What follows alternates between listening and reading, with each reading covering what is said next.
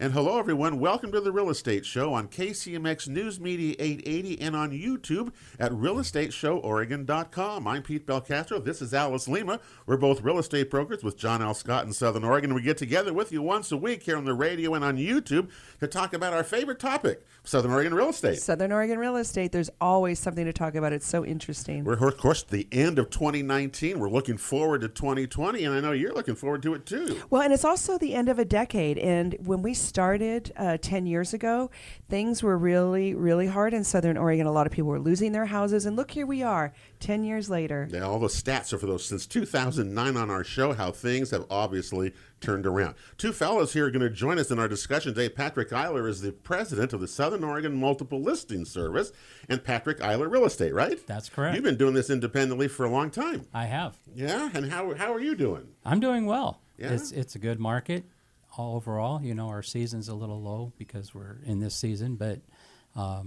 people are still out there buying and selling homes. A lot of stuff going on, and next to you is Devin Zupan, who's the president of the Rogue Valley Association of Realtors, who, the way, sponsors our show today. So president of that, and you're with Windermere. Your family, of course, the Zupans have been like name in real estate, my goodness, real for estate years, royalty. Right? How does that? How are you line up in that, Devin? I think I was born in an open house. My grandfather started in the 60s. My dad joined him in the 70s, and then I joined the company back in 2003. Kind of been off and on since then. I obviously met my wife since then, and we spent some time in Nashville, but ultimately wound up back here 5 years ago and loving it. It's funny because so many people are brokers, how people became brokers. Everybody has a story about that, did something else, whether you come in your case, you were born into it. You had no choice almost. Yeah, it was pretty much inevitable from the get-go. And your grandfather was Leo Zupan, right? Correct. And a lot of people I know remember Leo's name. Leo, I mean, that's a great name in real estate around. So, well, good for you. And by the way, both of you, because you both serve, thank you for serving as president of SOMLS and RVAR, because people are busy and you can't survive without volunteers. So thank you for doing that. Thank you. Because that's a lot of time you have to give up for all of us, and I appreciate that very much. So that's it. Well, tell us about what in the world is about this market is. We've seen the stats that SOMLS provides every week. My goodness, what's happening here, Patrick? Devin, tell us what you guys are seeing. Well, with interest rates so great right now, it's hard not to have a good market. We've got people out there buying and selling, and with the market the way that it is, we've seen an increase over the last year, of course, as you know, of about 5.8% in Jackson County and 8.5% overall in Josephine County. So, the inventory is still a little low. We'd like to see better inventory, but that's what's keeping the prices a little bit high. And, of course, with the interest rates so low, we're seeing the buyers out there still buying. So, Patrick, I'm curious what you're seeing out there as far as why some folks are not putting their house on the market. We have this low inventory situation. What needs to change so that people will put their home on the market? Well, a lot of those folks, are wanting to stay in the area, and they're having trouble finding something that would replace the home that they would put on the market. Gotcha. So some of those folks that might be willing to put their home on the market aren't, because there's just no available inventory to replace what they want. Mm-hmm. You see the same thing? Tell us what you see at Windermere. You guys are heavily involved, a lot of activity there too. So what are you seeing, Devin? Yeah, I mean, it's almost like a three-tier market in a way. If you're under the 300,000 mark, then inventory still is really low, and it's still very much a buyer's mark. I think that 300 to 500 range, it's kind of evening out a little bit. Seems a little bit more normal to me. And then over 500 inventory, we've seen kind of pick up, and we feel like that might be a little bit. Under 300 is seller's market. Seller's market. Right. Over 500 seems like it's starting to be a little bit of a buyer's market, but nonetheless, it's still moving along. Interest rates still being low definitely helps. When I look at some of the stats, and the luxury market is just kind of tanked. Yeah. I mean, it's just kind of gone right over the board, right over the cliff. And if you're sitting there at a listing at $750,000 to $1 million or over that, you got competition, right? I mean, the luxury market seems to us has really fallen. Here's one interesting thing is some people will see a median house price in an area come down because the luxury market has fallen. That doesn't mean that house prices or values are coming down necessarily across the board. That's just a median price. So really, it's kind of a padded stat. I'd say you almost, talk to a realtor and get the averages, because overall we've seen home values increase this year, and they're projected to increase by about 4% next year. And that's a good steady increase, right? I mean, I like Yeah, that, right? and it's sustainable, but it also means that we're not going to probably have that big spike. So if there are people, that's why I was asking you, Patrick, why people were waiting, because Sure. There are some folks out there that really want another $50,000 or $80,000 out of their house. We're not going to. I don't think we're going to have that big spike. No, not at this point. It's flattening out. Well, we've had decreases. I would go back to tell you that we had huge October, a huge November. December's not too bad either. So what's happened to me is that the market, the sales have just wiped out the inventory in October, November, December. To right now, it's like 25, 26, 30% below what it was a year ago. Overall, and it varies by price level and things like that. But overall, that's a huge decrease. There's less than 1,000 homes on the market right now. That's the way it was 5, 6, 7 years ago. Yeah. Yeah, that's true. So here's an interesting stat. And I'm curious as to what both of you. Alice knows this. But 9.8 in the last previous 12 months, 9.8% of Americans changed their residence. Okay, 9.8%. That's the lowest since right after World War II in 1946-47. Isn't that shocking? What do you think It is. What do you think the reason for why are we staying in our homes this much longer? I mean, that was almost 70 years ago. Yeah, that's a tough thing to try to figure out, because the demographics show that more baby boomers are out there in the market right now and retiring, and as a result, a lot of those they're staying in their homes. I mean, if you look at what the baby boomer market from the time that it basically Right. started, when they hit 21, right? It's totally messed up Yeah, the entire time. it of really baby has. boomers. Yeah, And so now we're at a point where those baby boomers are all retiring, and as a result, a lot of them are wanting to stay in their homes because, like we talked about a minute ago, there's not a lot of inventory. When you Well, look at inventory, there's no replacement home. And normally That- they would be moving. Normally that is a life Absolutely. change that Yeah. would inspire a residential address change. Normally it would. I think our biggest issue is that there are simply no replacement properties for people to go in right now. right? If you have an inventory that's dropped by a quarter, and you got people who are our age wanting to move, et cetera, moving in, the pressures here, there's no place to go. Where are we going to go? House, condo? I mean, there isn't anything. It's just assisted living. It's too expensive for 90% of us now. So that's the biggest issues, I think, is we have no replacement properties out here because the inventory is just so low across the board. Yeah, and a lot of that has to do with some of the regulations that we've had to deal with over the years in regard to land use. Because right now, like I was just in a little forum where the land use people here in Oregon were talking about the new rules for a couple of measures, easier for rural to build on 2001 rural and properties. 2003. Okay, yes. Uh-huh. And those bills are designed to kind of look for ways to expand the inventory, which one of the ways is by infilling. So where normally you would have a single-family residence Right. zoning, they've opened that up to where now they can have multifamily Right. in a single-family What do area. you two think of that? We've talked about that. We talk about that a lot. What do you two think of that?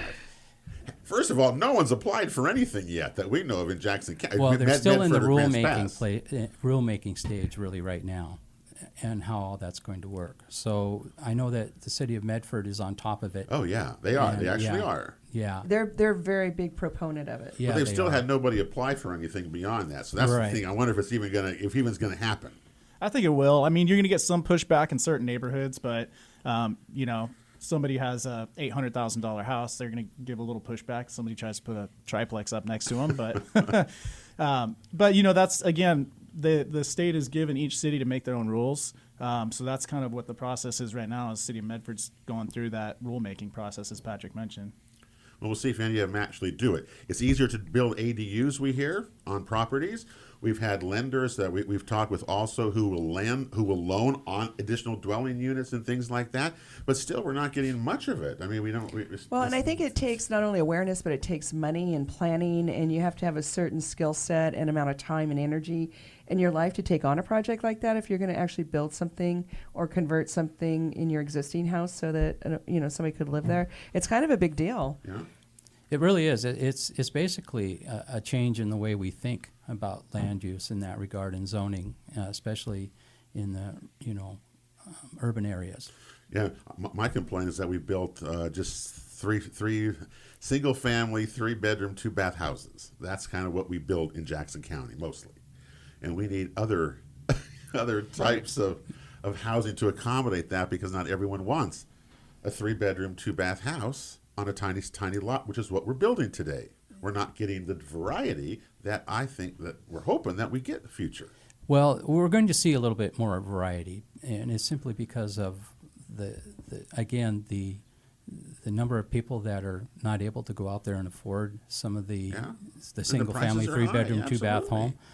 That isn't to say they don't want it, but right now, in our economy, we're seeing younger people having trouble coming up with the money to buy in these markets where prices have gone up so high. So what they're doing is they're looking for alternatives to what they really want, which of course is, we've seen multifamily going up and things like that, where they can afford maybe a condo, or a townhome, but they can't afford the single family residence, 3-bedroom, 2-bath. And you want to start somewhere.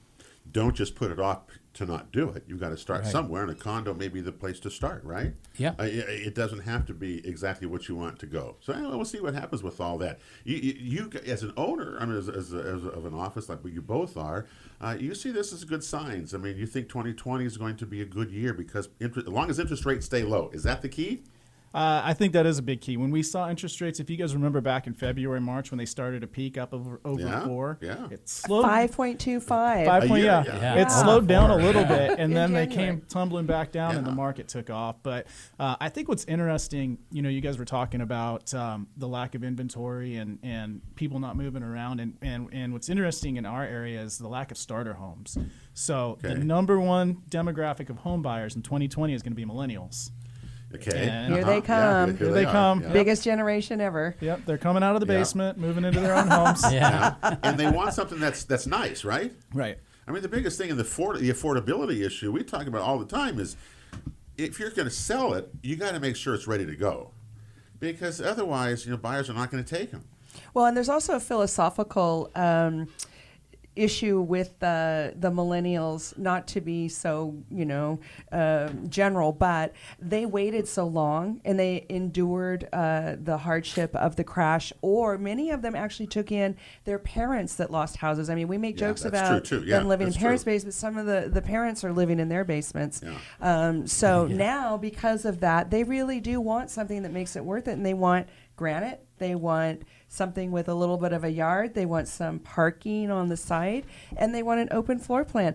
When we bought our first house back a million years ago, we took whatever we could get, and it smelled bad, but it was financeable, and that was what you did. They don't do that anymore. We've really come a long way from that, haven't we? We got a break coming up here. We're talking today with Patrick Iler, who's the president of the Southern Oregon Multiple Listing Service. We're going to hear more about that when we come back as well. And Devin Zupan, who's the president of the Rogue Valley Association of Realtors. Pete and Alice, we're coming right back to KCMX and YouTube at realestateshoworegon.com after this.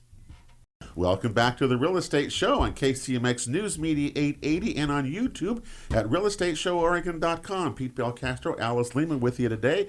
We've got two terrific guests with us. Patrick Iler, who's the president of the Southern Oregon Multiple Listing Service. The SOMLS, tell people what that actually does, because we talk about it all the time, but tell them what's the basic idea and job of the multiple listing service is to provide a platform for realtors to cooperate with one another. So, for example, his office has many listings, my office has listings, and we can go out there and look for buyers. But if we're able to cooperate together and be able to share those listings with each other and with our buyers, that opens up the market to more buyers and also provides. It's the place that we all search. We all do all of our searching. Correct? Exactly. Yeah, that's where we as realtors go to look for homes. And for isn't our that buyers. where Zillow and Realtor.com get their information from? Also from this, from the That's SOMLS? exactly right. Yeah, they get their information from us. You know, we submit all of our listings to the multiple listing service, and then we give them access to that Yeah, information. all right. Well, that's pretty good. And of course, Devin is the president of the Rogue Valley Association of Realtors.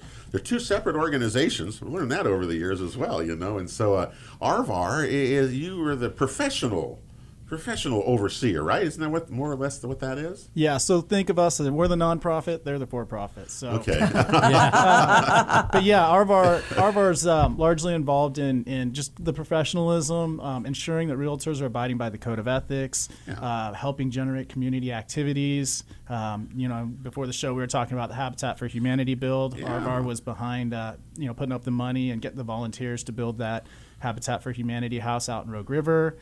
So really, it's about giving back to the community and about just holding realtors to a high ethical To be standard. accountable. Yeah. Realtors to be accountable for your actions, right? I mean, that's kind of what that is. We've got over 300 hours of education coming in 2020 for realtors. So it's important that we keep them up on standards, keep them moving along. Yeah, that's one of the biggest changes, I think, in RVAR from doing the show over the years is the number of education courses were very little 12 years ago when I started, and now Susan Ledoux, it's fabulous. You can do all of your education right now there. So that's really good. And I heard that RVAR is forming a separate foundation. Yep. Is that true? Tell us about that. So we've obviously done a lot for the community. We've given to a lot of charitable events. We host events to raise money for charities, and now we're going to build a foundation so that we can specifically point it to charities that help with housing, that help with personal property, property rights. Property rights, okay. So it's just another step in the direction of us giving back to the community. So it used to be part of the Home Foundation that the Oregon Association has. So this will be separate from that. Yep. So locally run. Yes, it's locally Cool. run. It's for our local community. All the money is going to go back to our local community versus the home foundations for the state. See, realtors do things beyond just buying and selling, and that's really good to know. Also, let me give a shout out. We can give a shout out from John L. Scott's office, the Earth Angels Foundation, that we give money to, and they take care of. I mean, what they do. It's the only realtor-run foundation that I know of. They do a lot of food baskets during the holidays. They've been really busy, so thank you for that too. Because again, it's what we want. No, agents to do, right? do a lot. Yeah, agents do a lot to help the community. Yeah. I was going to say we've got a portion of every check that goes to the Windermere Foundation. Yes, Awesome. Straight back into Jackson County, and last year we were able to give over $7,000 to local. Oh, that's organizations. wonderful. Yeah. So yeah. Very good. Well, kind of going on that thing. Okay. I want to give Patrick, there is a couple changes that consumers don't really know a lot of this stuff, but when I want to get my information, I want it out of the SOMLS, right, first and foremost, because that's the most accurate, up-to-date information as compared to Zillow's, et cetera, et And cetera. quickest. Exactly. Is that right? Yeah, that is correct.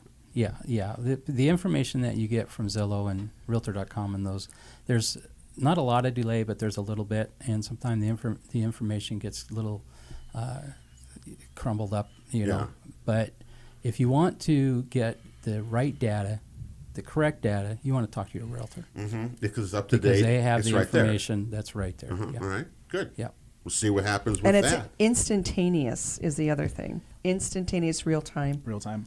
Yeah. So when a listing goes on the market, it goes into the multiple listing service, and it's available for every realtor to look at for their buyers. I know that you've added Klamath County and Lake County into the system. Yes, we have. A couple of years ago, and you're going to add one more. And we're adding Central Oregon. So we have an agreement with Central Oregon to do a data share. So information available in Central Oregon now will be available to realtors in Southern Oregon and vice versa. So Deschutes, Crook, and Jefferson counties, I assume, are those three then. Okay. Right. Those are the ones. That's super So cool. the changes coming. See? Yeah. Everything changes as the new year. Maybe it's the new year. It's all changes. good. Yeah. Yeah, another thing we're seeing is we're seeing a change of our platform. So we're going from one company that provides the platform for us to look at listings to a new platform, which is much better, much more up-to-date, more futuristic, and we're really excited about that. It's a good move. It's a change So that we've been happy. looking at for several years now, and it's now kind of culminating. And this all at begins point. on the 1st of January in a couple of weeks then, right? Well, no, Oh, no. The actual platform change will occur in March. Oh, okay. All right. so Oh, it'll we be thought it over- was in January. We're already doing the training. You got to do training. Well, see, we training. want to do the training now because when it does go live, we want all of the brokers to be up to speed on Yeah, it and be able to absolutely. use You it. better be out there. Devin, Zupan, I'm curious as to what offices today, as you look at the market for agents. How in the world? How many agents do we have today in Southern Oregon? I mean, I know it's gone up and down, but what is it right now? Do you know? We're sitting just about 1,400 agents in Southern Oregon, Jackson and Josephine County. Is that the most ever, or was it prior to the Great Recession, or are we at that level, or do you know? It's high. I think it might be the highest, but in the past, the last peak was just Jackson County. This includes both Jackson and Josephine County, Okay. but we just inducted 25 new members this month. So This month. So Wow. it's still coming into the business. right. And that's Well, pretty common. yeah. That we've seen that over the Well, last several they're months. obviously seeing that this is going to continue. They're going to have a good market continue. It sure seems in 2020. And from everything I look at, I sure think it's going to. And I'm always the pessimist of this. But I don't feel that way anymore. Well, I'm wondering if we're going to have a really high inventory situation unexpectedly, that finally the word gets out that we need more people to put their houses on the market, and then all of a sudden we're going to go into a little bit of a slowdown. But I don't know. I make predictions every month.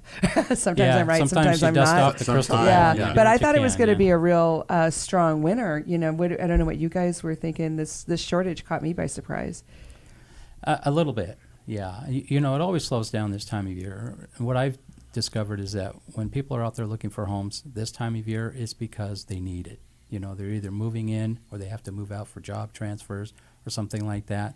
So typically the buyers that are out there right now are the buyers that are absolutely serious They're about more getting serious something. buyers out there. Right, Yeah. and the inventory is usually a little lower this time of year because people are getting ready for the holidays, and they say, well, we're going to wait until January before we put our home on the market. So that a little bit happens all the Or I'm time. going to wait till March and April when the flowers are in the Yeah. in my thing. We got to remember, when you do that, you just face more competition.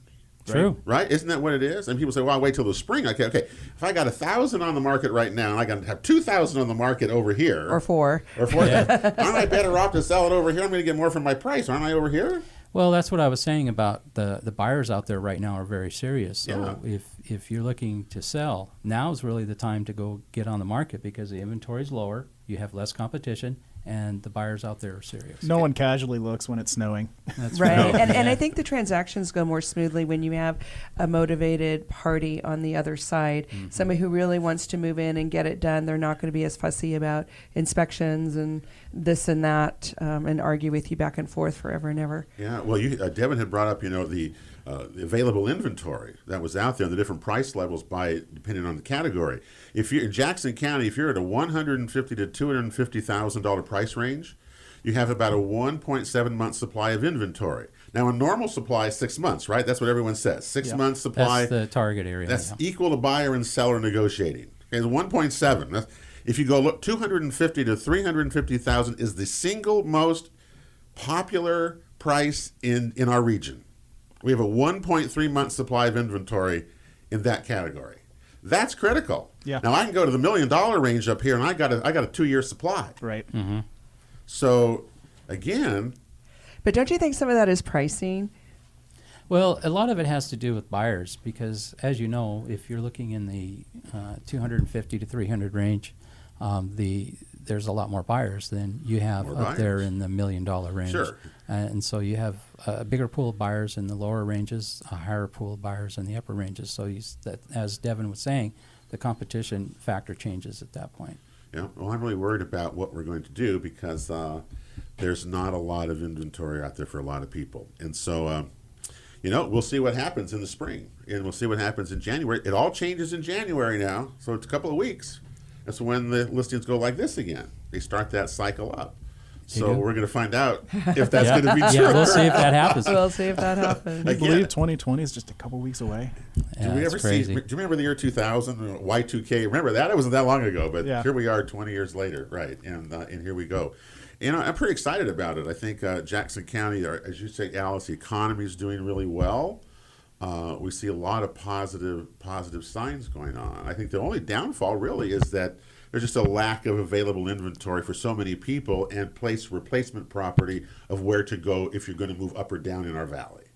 Yeah, I think one of the things that would be beneficial for the audience is to realize that they have some influence over their legislators, and if they let their legislators know, hey, we need more land, we need more property to build homes on, then they'll start listening. They listen to us, but if they hear it from the consumer more than they hear it from us, or as much as they hear it from us, then that might spark them to take a little bit closer look at our land use laws and see what we can do to free up some. You think it's land? You think it's land availability? I think it's a huge part of it. You think that's part of it? Yep, huge part of it. Interesting. Okay, I would say more regulation. No, part of that, it goes hand in hand, because what's happened is the regulation has tied up so much land for various reasons, and then you've got certain stakeholders and entities out there that don't want to see, more land for homes. And the expense is really monstrous. If you go and try to do a partition, or you want to add an extra unit, or you want to do something in a development category, the fees that you have to pay before you even break down are really, really huge. And that lends to the problem with affordability, because that's right. When a builder has to pay all these extra fees for whatever reason, I mean, like you said, there's a lot of fees that they have to look at. It's going to raise the price of the home. It has to. They just pass it right down to the consumer. Well, it always gets passed down to the consumer. Another thing we got a break coming up here is that some of the developers and some of the new additions that we're trying to get, I hope they're going to be more and more mixed neighborhoods, instead of just the same street after street of the same kind of 3-2 things, but more variety, small homes, tiny homes, clusters, things like that we don't see that seem to be such a need for. Yeah, and the bright spot of that is when I was at that forum that I was telling you about the other day, the land use folks up in Oregon, that's one of their focuses, is that they want to look at that more mixed use. And actually, some of the people that were at that meeting, there was a lot of realtors, and there were also a lot of stakeholders for government and so on and so forth. It creates more inventory to sell in the future too, if you do it this way. Overall, but there was in particular, there was a couple there talking about that, hey, we need to have more vision in creating different ways to build homes. I can't believe it. This is great. We find you're the first person, seriously, who I've heard talk about that. Yeah. Other than we kind of just blabbling here, but it makes so much sense to have more variety, and we got to get some builders to do that. I can't wait till it happens. Can't wait till we see our first unit that development in our own area. Right? Yeah. I can't wait for that. As Alice said, regulation's a big roadblock to that. So when we knock some of that stuff down, then some of those visions will be able to start coming. We got one more segment to go today. We're with Patrick Iler, the head of the SOMLS, and Devin Zupan, the president of the Rogue Valley Association of Realtors. Pete and Alice, we're coming right back right after this.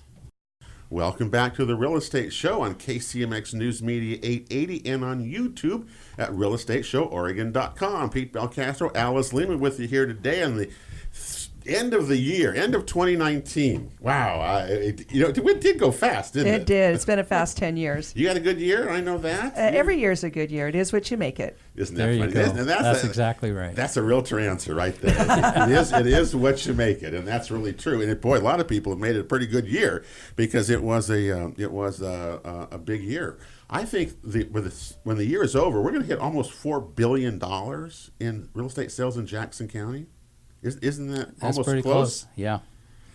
That's a lot crazy. of money. Yeah. And that's with a B, folks. That's a B. Yeah, it's with a B. That's amazing when you think how far we've come in really a short period of time. So that's really good. So if you look forward to 2020 then, I'll just give you both out here. What's your biggest concern, you think, out there in the market that people need to kind of be aware of that you see from your side? Devin, what do you think? I think the biggest thing, and just so you know, 2020 I'm very optimistic about. I think it's going to be a great year. I do too. I heard economists. You guys have probably heard of Brian Buffini. He just did his big, bold prediction for 2020, predicting that interest rates are going to stay under 4%, which is going to continue to push the market forward, that housing is going to increase. We're going to have more sales next year than we did this last year. The biggest thing that I would just caution people with, if you're going to sell your home, don't expect to appreciate by double digits anymore. It's going to continue to appreciate, which is a good thing, but it's going to be more manageable. It'll be more around 4%. I think that 4 to 7% is reasonable, and it's not going to allow a market to outgrow itself. The double digits that we had past few years, it was too much. It was unsustainable for that. I mean, you couldn't do it. So I thought the 5.5%, right around that 5%, that's a good investment. It still makes real estate a great investment, right? Right, absolutely. Okay. And real estate is a great investment long term. Yeah. I mean, it does this whole little up. It might drop a little bit, but it's going to go right back up. Yeah. I certainly think that interest rates are going to stay low. I agree. It's a presidential year. They're not going to go up. I mean, that's to me is the biggest thing. And as long as they do that, I think I agree with you, Devin. It's going to be a lot a year. I just don't know how much inventory we'll have because of those other factors that are out there. No replacement properties. Where do you go? Some people have lower interest rates, down in the low 3s. Yeah. And I can't replace that now even, Right. So there's all those factors are out there, I think. And that's another factor about the question we asked, well, why aren't people moving? Well, the interest rates are good, but they've been good for quite some time. Yeah. And, if you're under 4%, even close to 3%, it might be hard to say, okay, well, I'm going to go get a loan for, 4.25%. Yeah. Well, Or buy a bigger house when your job has not given you more wages. So in Southern Oregon, I'm really happy that our economy is better, but we're still behind the curve, I think, in wages going up to keep up with the rest of the nation. Yeah. That is true. Yeah. It's still a jobs problem, I think. So and do all three of you, I'm assuming, are going to continue to see the retirement boom coming our way, correct? From and mainly California. You're going to see that continue? Yeah, I think so. Like we were talking about a little while ago about the millennials, and I said during the break they're the biggest group. They're the new baby boomers, and They are. and that's true. And so that's a huge market. And so it's a little different than it was for the baby boomers. And they because now the consume market's information changed, differently, but- don't they? Oh, they do. Yeah, and it, you have to stay educated about what their needs are and what they want. Because they are. I'm sure that Devin at Windermere, you got the same thing that we see at John L. Scott all the time. All the different technologies, introduce stuff and latest and greatest kind of stuff, and it kind of mind-boggling. Yeah, tools. Yeah. No, the thing about the millennials is when they come to you, 70% of the research has been done. Yes. But the other very cool thing about millennials is I saw a research study done that out of all of the generations, they're the most loyal as long as there's perceived value. So when they come to you, you give them the value, you give them the time, you give them the information they need, and they will be very loyal. And they do want to work with a realtor. They don't want to just work with the iBuyer. That's right. They want a person. They want a person to help them through the process. And they want a professional person. And in the end, it comes down to that one-on-one relationship. I mean, because it's the biggest. Let's face it. It's the biggest investment you're ever going to make in your life. You're going to spend more money on a house than anything in your life, right? But I think correct. the millennials understand that more deeply than any other generation. All right. I'm curious as your both of your opinions on rural properties. We've seen, the ride from the cannabis, the hemp. I mean, this last stats again, good, healthy rural sales. Are we over that craziness? You think? I don't. Okay. I don't think we are. Okay. I think rural properties are always an attraction. You've got those folks that say, I don't want to live in town, I want a little bit of space. Yeah. And that's not going to change. I think that market's always going to be there.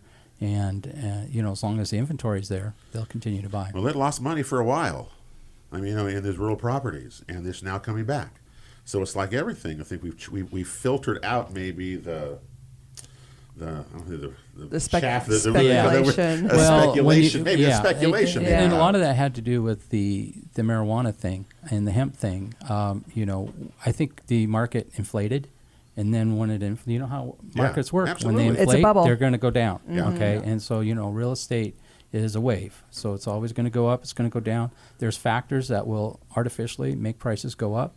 Yeah. And when that happens, then you're going to see a deeper dive. That's what happened back in 2008 in that area, is that it was artificially propped up. Yeah. And then when the the legs were kicked out from underneath it. It fell hard. And I think some of it too, when you get so many buyers moving up from California, especially Bay Area city, they have this dream of having land, and so they'll come up here and they'll bring their their $1 million cash that they just sold their condo in San Francisco, and be willing to invest $500 or $500,000 in a 4-acre piece out in Rogue River or Gold Hill or something like that, because they want that freedom. And they still have money left over for a rental. Yeah, Yeah. exactly. Yeah, and that's what they're Yeah. doing. They're calling up and doing exactly that. And I've also found that when they do that, they're not going to overpay for a property either. Right. Because No. they're I educated think, as well. I think the fallacy is just California, they're going to pay for it no matter what I want to sell it for, and that's really not the case. Never has been. as Never far as has I been, know. is Yeah. it? That's a real that's a real wrong that so many Yeah. people perpetuate that. Oh, they're California, they're going to pay whatever I want, and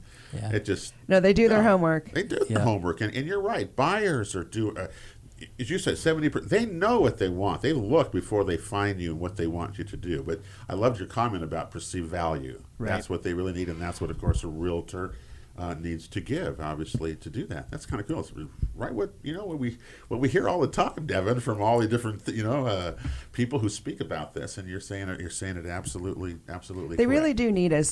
Professional realtors are needed. We give a good service, and we're going to be out there in the community helping every step of the way. Yeah. So we're going to be out of time here in a second. So just to reiterate there that again, Devin is the RVAR president, and again, thank you both for serving in your capacities that you do, because we need you to do that. People Right. have to volunteer to make the whole thing go. So you really do make a big difference, and appreciate that and all the time that you put into that. So we're looking forward to it then next year, aren't we? We're going to have you guys are going to have to come back.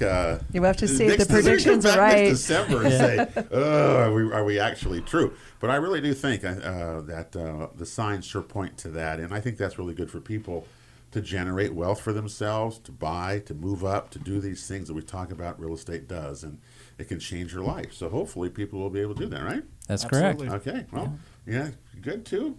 Merry Christmas to you. Yeah. And all that. And, Happy almost for happy- everybody. Almost Happy New Year again. And, here we go to 2020. Yeah, that's amazing. We're even saying it. It's But we're still actually- selling houses over the holidays, so don't be shy. And All we're, right. And we're still That's here as correct. well. All right, that'll do it for the Real Estate Show. Thanks to Brett Nance, who ran our camera today for our YouTube show. We appreciate his help as well. Thank so you, thanks Brett. to Devin Zupan and Patrick Iler. For Alice Lima, I'm Pete Belcastro. Have a great Christmas, a great holiday as well. We'll talk to you next week, and God bless you all.